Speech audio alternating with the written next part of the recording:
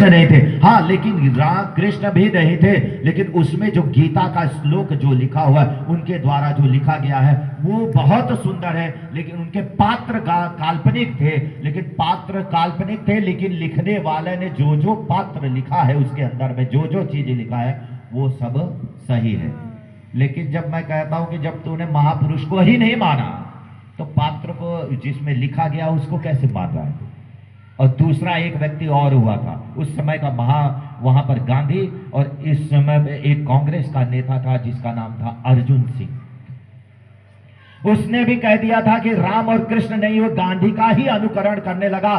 बोला कि ये जो कहा था वो सत्य कहा था कि राम और कृष्ण नहीं हुए थे, उसने भी नहीं माना था। तो बताओ, जब ऐसे लोग नहीं मानेंगे तो सदाचार का पालन हो पाएगा, सज्जनों का आचरण हो पाएगा? जो महापुरुषों के नक्शे कदम पे कोई नहीं चल पाएगा तो बोलो धर्म कर पाएगा? नहीं कर पाएगा। तो उस पर एक और बात कही, अगर ऐसे लोग भी अगर नहीं मानेंगे तो उस समय पे तीसरा अगर नहीं मानते तो चौथा रास्ता बताइए क्या है धर्म का। तब उन्होंने कहा, मनु ने स्मृति में एक धर्म का प्रतिपादित एक भक्त ने जब इस पर उच्चारण किया कि तीसरे रास्ते को भी अगर कोई ठुकरा देता है तो चौथा रास्ता क्या है। तो चौथा रास्ता बताया कि स्वस्य च प्रिय आत्मनः, अपनी आत्मा के समान सबको समझना। इसको तो कोई झुटला भी नहीं सकता है कि अपनी आत्मा के समान सबको समझना ही सबसे बड़ा धर्म है। अब इसको कोई झुटला नहीं सकता है। बोले वो कैसे? अब मैं बताता हूं वो कैसे। आपको पता है लोग है ना मन की बात को भी आत्मा से कांटेक्ट करते हैं। अब कैसे मैं बताता हूं। आत्मा की अपनी आत्मा के समान कैसे समझना है। मान लीजिए एक व्यक्ति ट्रेन में सफर कर रहा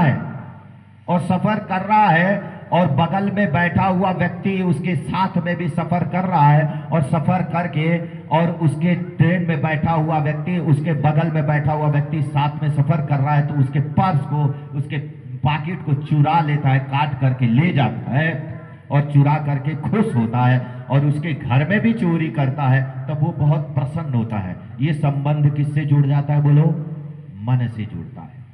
जब वो दूसरे की चोरी करता है तो प्रसन्न होता है और गाता है कि मैंने उसकी चोरी किया, उसको उल्लू बना दिया, और मैंने उसके घर में भी चोरी किया, उसको पता नहीं चला। वो एकदम प्रसन्न हो जाता है, खुश हो जाता है। तो ये संबंध किससे जुड़ गया? मन से जुड़ गया। और जब वो रात में सोता है उसी के घर में जब चोरी हो जाती है, उसी का पर्स चोरी हो जाता है, उसकी जेब कट जाती है, तब वो दुखी होता है। तब ये संबंध किससे जुड़ गया? बोलो, आत्मा से जुड़ गया। ये संबंध किससे जुड़ गया? आत्मा से जुड़ गया। जब वो दुखी हो जाता है तब वो आत्मा से जुड़ गया, क्योंकि वो दुख हो जाता है, उसकी आत्मा को कष्ट हो जाता है। और जब दूसरे की चोरी करता है तो प्रसन्न होता है, वो मन से संबंध जुड़ जाता है कि उसको खुशी होती है कि मैंने उसका चोरी कर लिया। और जब स्वयं की जेब कट जाती है और उसके घर में चोरी हो जाता है तो इसको दुख होता है, कष्ट होता है, उसकी आत्मा को कष्ट होता है। तो ये संबंध आत्मा से जुड़ जाता है। इसलिए कहा कि स्वस्य च प्रिय आत्मनः, अपनी आत्मा के समान। जैसे तुझे अच्छा नहीं लगता है वैसे